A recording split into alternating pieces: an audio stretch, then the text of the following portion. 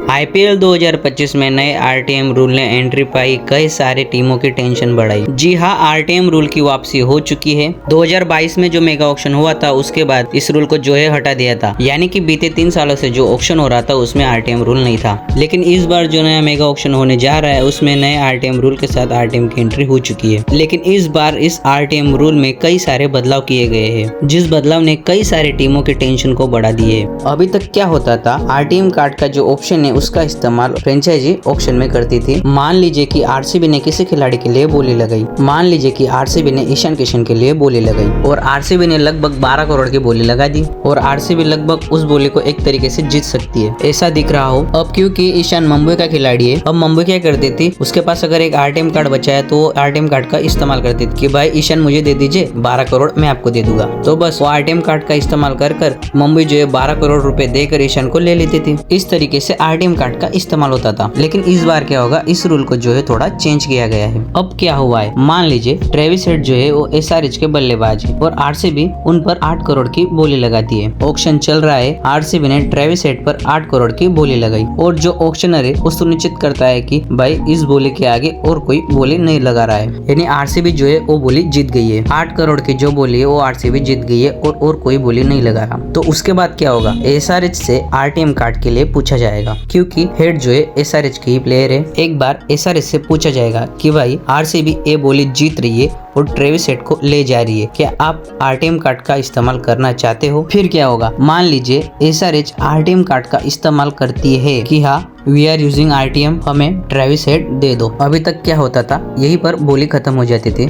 RTM यहीं पर खत्म हो जाता था। एसआरएच ने मांग लिया, आरसीबी ने दे दिया। लेकिन अब एक और ट्विस्ट आया है। लेकिन इस बार क्या होगा, आरसीबी जिसने बोली जीती थी उसको एक बार फिर से बोली लगाने की इजाजत मिलेगी, बोली बढ़ाने की इजाजत मिलेगी कि और बोली लगाइए। और ऐसे में आरसीबी क्या कर सकती है, आरसीबी ये कर सकती है कि अगर आरसीबी 12 करोड़ तक मान लीजिए ये बोली ले जाती है और बोलती है कि हम 12 करोड़ दे देंगे, या फिर बोलती है कि हम 13 करोड़ दे देंगे, या फिर 15 करोड़ दे देंगे, फिर लगातार एसआरएच से पूछा जाएगा कि भाई आप 12 करोड़ दे सकते हो। आरसीबी ने कहा हम 12 करोड़ दे सकते हैं। फिर एसआरएच से पूछा जाएगा आप 12 करोड़ में राजी है? एसआरएच ने कहा हाँ ठीक है। तो क्या होगा, एसआरएच को ट्रेविस हेड को 12 करोड़ ही देने पड़ेंगे और ये बोली जहाँ तक खत्म होगी। मान लीजिए आरसीबी ये बोली और आगे लेगी 16 करोड़ तक कि हम 16 करोड़ भी देने को तैयार है, तो एसआरएच को 16 करोड़ देने पड़ेंगे, नहीं तो आरटीएम कार्ड निरस्त हो जाएगा। मान लीजिए एसआरएच कहती कि जी नहीं, हम 16 करोड़ तो नहीं दे पाएंगे ट्रेविस हेड को, तो क्या होगा, जो आरटीएम इस्तेमाल हुआ था वो वही खत्म हो जाएगा और ट्रेविस हेड जो है 16 करोड़ में आरसीबी को मिल जाएंगे। ये है आरटीएम का बदला हुआ स्वरूप। आपको ये आरटीएम का रूल कैसा लगा, आप कमेंट बॉक्स में कमेंट करके बता सकते हो।